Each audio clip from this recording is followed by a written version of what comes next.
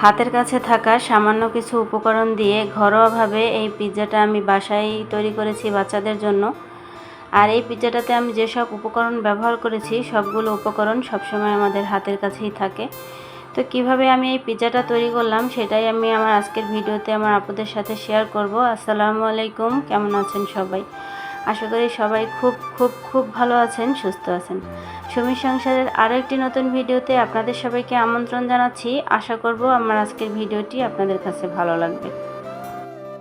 বাচ্চারা তো যখন তখন এটা সেটা খাওয়ার আবদার করে বসে, কিন্তু সব সময় তো সব ধরনের খাবার বানানোর উপকরণ বাসায় থাকে না। যেটা নেই সেটার দিকে না তাকিয়ে যা আছে সেটা দিয়ে আমি ওদের আবদার পূরণ করে দেওয়ার চেষ্টা করি। বাচ্চারা পিৎজা খেতে চেয়েছিল, তো ফ্রিজে মুরগির ব্রেস্ট পিস ছিল, সেটাই বের করে নিয়েছি আর ছোট ছোট করে কেটে নিয়েছি। আর সেটার মধ্যে ঘরোয়া কিছু মশলা যেমন আদা বাটা, রসুন বাটা, তারপরে টমেটোর সস, সয়া সস, গোলমরিচের গুঁড়া, পরিমাণ মতন লবণ দিয়ে আমি এখন মুরগির মাংসটাকে ভালো করে ম্যারিনেট করে রাখবো। মেখে আমি 3-4 ঘন্টা রেখে দেব। এখানে একটু গোলমরিচের গুঁড়া ব্যবহার করতে চেয়েছিলাম, গোলমরিচ আমার কাছে আছে কিন্তু এখন আমি খুঁজেই পাচ্ছি না কোথাও, সেজন্য আর দিতেও পারলাম না। মাংসটাকে ম্যারিনেট করে আমি ফ্রিজে রেখে দিয়েছি। এখন পিৎজার ডো তৈরি করার জন্য একটা বোলে আমি 2 কাপ আটা নিয়ে নিয়েছি আর সাথে দিয়ে দিলাম 1 চা চামচ লবণ আর 1 চা চামচ ইস্ট। আমি এখানে 1 কাপের জন্য আধা চামচ হিসেবে 2 কাপের জন্য 1 চামচ ইস্ট নিয়েছি। এর কম দিলে হবে না, এর বেশি দিলেও ইস্টের বেশি গন্ধ আসবে, তাহলে আবার খাওয়া যাবে না। তারপরে দিয়ে দিয়েছি 2 টেবিল চামচ চিনি, 2 টেবিল চামচ গুঁড়ো দুধ আর সাথে দিলাম 2 টেবিল চামচ তেল। তেলটা আমি মেপে দিইনি, চোখের আন্দাজে দিয়ে দিলাম। আর এখন সমস্ত উপকরণগুলো হাতের সাহায্যে ভালো করে মিশিয়ে নেব। আর এই পর্যায়ে আগে থেকেই কুসুম গরম পানি বানিয়ে রেখেছিলাম, সেটা আমি অল্প অল্প করে দিয়ে একটা ডো তৈরি করে নেব।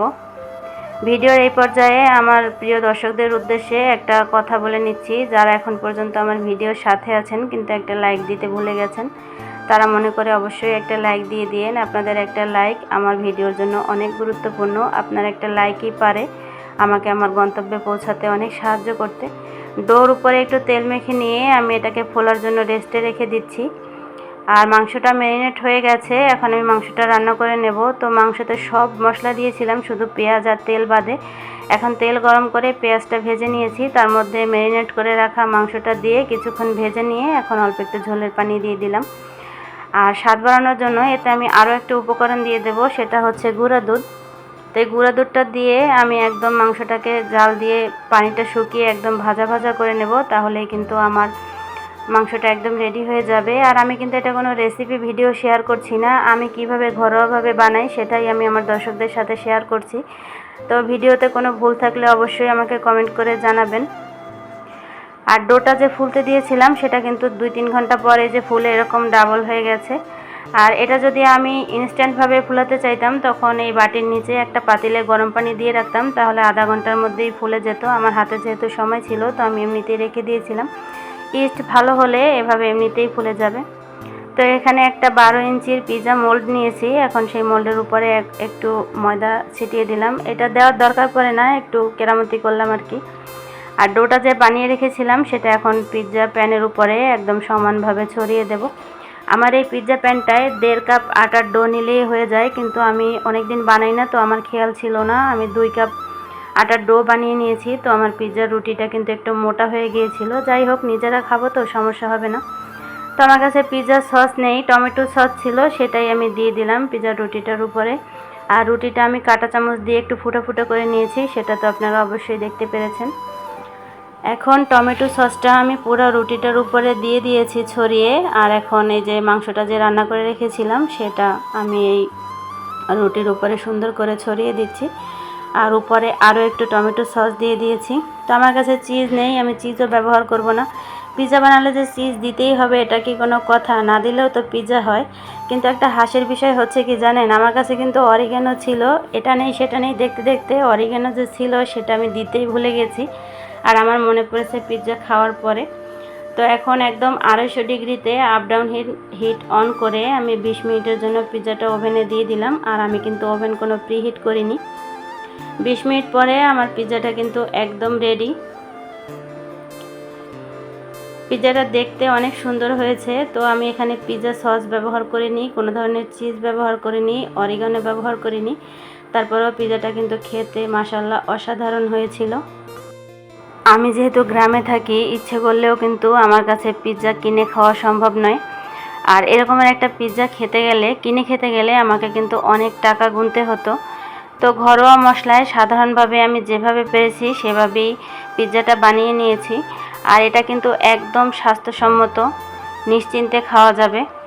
তো আমাদের কাছে কি নেই সেটা নিয়ে আমরা না ভেবে, সেটা নিয়ে দুশ্চিন্তা না করে, যেটা আছে সেটা দিয়ে যদি আমরা সমস্যা সমাধান করার চেষ্টা করি তাহলে কিন্তু সমস্যার সমাধান হয়েই যায়।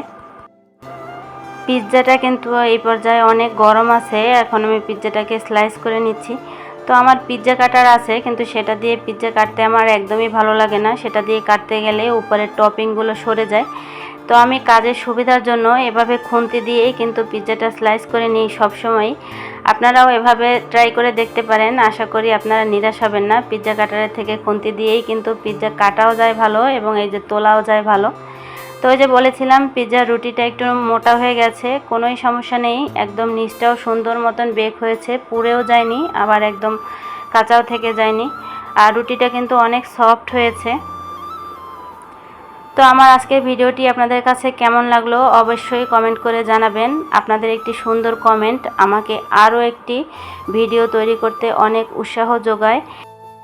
আমার ভিডিওতে অনেক আপু ভাইয়ারা অনেক মিষ্টি মিষ্টি কমেন্ট করেন, যে কমেন্টগুলো আমাকে অনেক আনন্দ দেয় এবং আমি অনেক ভালোবাসা নিয়ে কমেন্টগুলো পড়ি।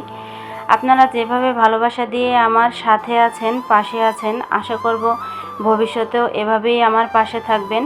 আমিও আপনাদের সবার পাশে থাকার চেষ্টা করব ইনশাআল্লাহ। আর ভিডিওতে একটা কথা ক্লিয়ার করি, আমি কিন্তু যাদের ভিডিওতে ক্লিক করি সবার ভিডিওতেই লাইক দিয়ে ফুল ওয়াচ করি। লাইকটা আগে দিয়ে নেই, কারণ পরে ভুলে যাওয়ার সম্ভাবনা থাকে। হয়তো বড় কমেন্ট করতে পারি না, কিন্তু ভিডিও কিন্তু ফুল ওয়াচ করি। আপনারাও সবাই ভিডিও ফুল ওয়াচ করার চেষ্টা করবেন। তো পিৎজা সবটুকু খাওয়া হয়নি, যেটুকু খাওয়া হয়েছে সেটুকু তো হয়েছে, বাকিটুকু আমি বক্সে এখন ফ্রিজে রেখে দেব। আজকের ভিডিওটি এখানেই শেষ করছি। সবাই ভালো থাকবেন। আল্লাহ।